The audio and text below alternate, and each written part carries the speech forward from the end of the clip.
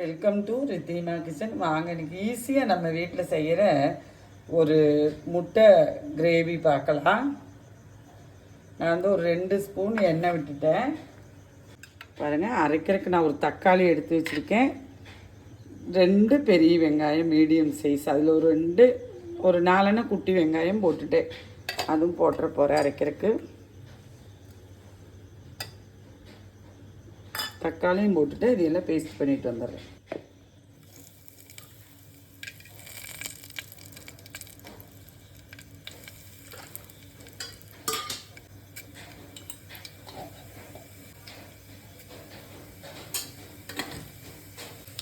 பாருங்கள், நான் ஜீரகம், சோம்பு, பட்டை, கல்பாசி, பிரிஞ்சி இலை, ஒரு ஏலக்காய், நான் ஒரு அரை பெரிய வெங்காயம் நல்லா பொடியாக கட் பண்ணியிருக்கேன், அதுவும் போட்டுருவேன்.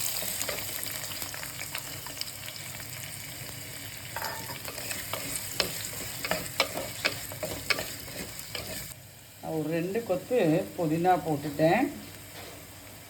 இந்த கிரேவிக்கு புதினா தான் போடுவோம் நம்ம வீட்டில், அதனால் புதினா போட்டுட்டேன். கருவேப்பிலை போட மாட்டோம். 2 பச்சை மிளகா,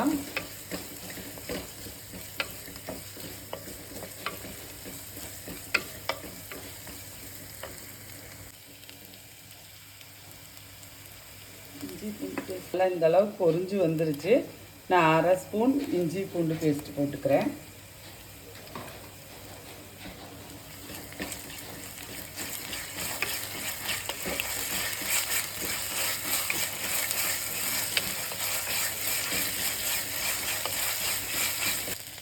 இஞ்சி பூண்டு பேஸ்டெல்லாம் நல்லா பச்சை மணம் மாறிடுச்சு. நான் வெங்காயம் தக்காளி அரைச்சி வச்ச பேஸ்ட்டை இதில் ஊற்றிக்கிறேன்.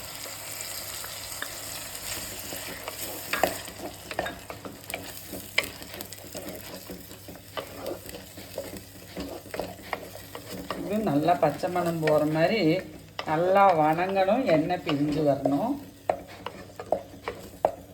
பாருங்கள், இதுக்கு தகுந்த உப்பும் போட்டுட்டேன்.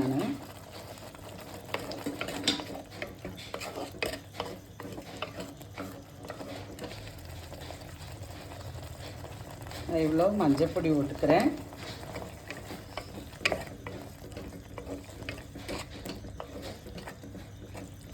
நல்லா வணங்கி பச்சை மணமெல்லாம் போய் எண்ணெய் பிரிஞ்சு வர்ற ஓரம் ஆயிடுச்சு. இந்த டைம் வந்து நான்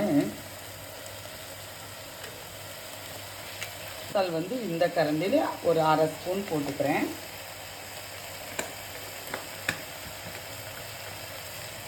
இவ்வளோ ஜீரகப்பொடி அரை ஸ்பூன் போட்டுட்டேன். பெப்பர் பொடி 1 ஸ்பூன் போட்டுட்டேன். இது வந்து சிக்கன் மசாலா, அது வந்து இந்த கரண்டியில் 1.5 கரண்டி போட்டு போகிறேன். நான் வந்து இதெல்லாம் எங்கள் வீட்டு அளவுக்கு நான் எடுத்துருக்கிறேன்.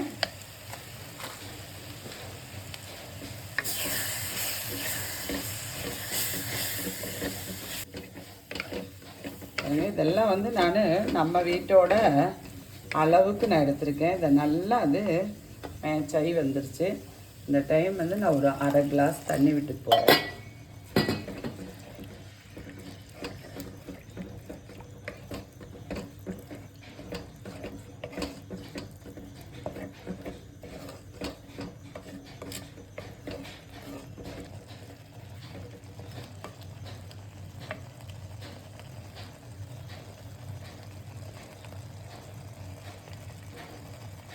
போட்டிருந்த மசாலெல்லாம் நல்லா அப்படியே பிரண்டு வருது.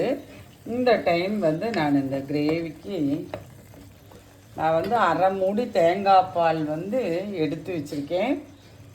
ஒரே பாலாக எடுத்து வச்சுருக்கேன். இப்போ வந்து நான் வந்து ஒரு 1.5 டம்ளர் தண்ணி இதில் விட்டு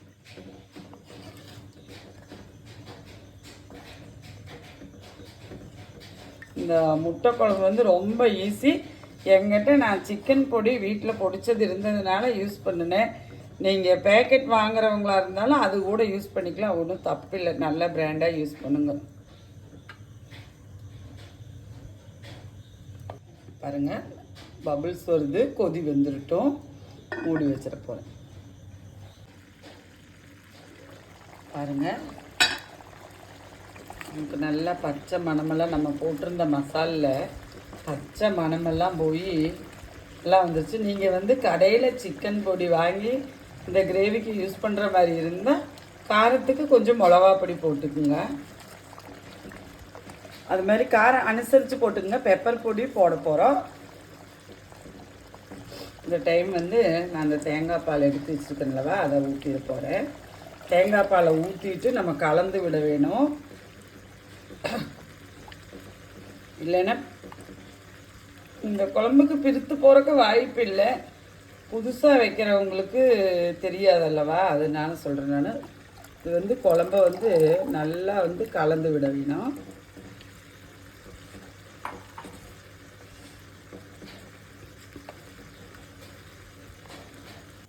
பாருங்க, நம்மளுக்கு கிரேவி ரெடி ஆயிடுச்சு. நம்ம வீட்டில் வெஜிடேரியன் சாப்பிட்றவங்க இருந்தால் இப்படி எடுத்து வச்சுக்கோங்க.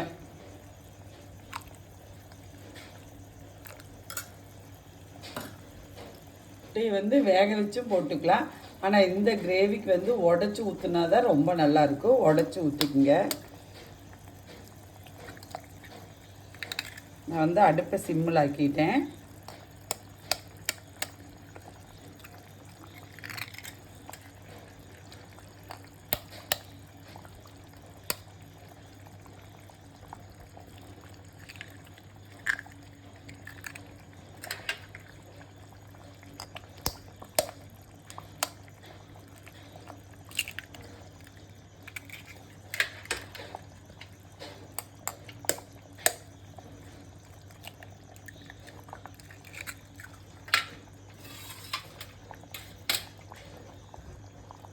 ஒரு 2 நிமிஷம் அப்படியே கவர் பண்ணிட்டு போகிறேன்.